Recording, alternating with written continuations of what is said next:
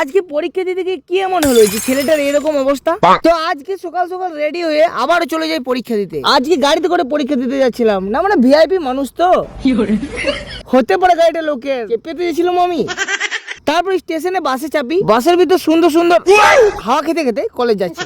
Finally বাস থেকে নেমে গেছি। তারপর সব পাটা ছাগলগুলো মিলে হাঁটতে শুরু করি।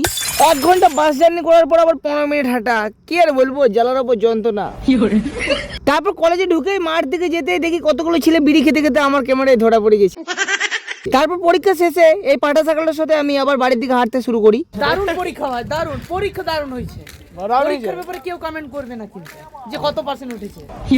প্রতিদিনের মতো আজকেও আমি বাসের হোড়ে চেপে গেছিলাম এই পাঠা ছাগলগুলোর সাথে। বাসের হোড় থেকে এই কালী মাতার মন্দিরটা কত সুন্দর লাগছিল দেখো। ও মা তারা তোকে ছাড়া মন বসে না আমার। আর এইদিকে এই পাঠা ছাগলটার কাণ্ড দেখো, সারা রাত ঘুমিয়েও নাকি তার এখনো ঘুম লাগছে, ওই জন্য সে হোটের ওপরে শুয়ে দিয়েছে। আস্তে আস্তে একটা বিয়ে বাড়ি দেখি, সেই বিয়ে বাড়ি দেখে আমার বন্ধুর কি কষ্ট। সে বলছে তার বাড়ি থেকে নাকি তার বিয়ে লাগাচ্ছে না। তারপরে আমরা বাস থেকে নেমে চলে আসি একটা 5 স্টার হোটেলে, না মানে ছোটখাটো একটা দোকানে।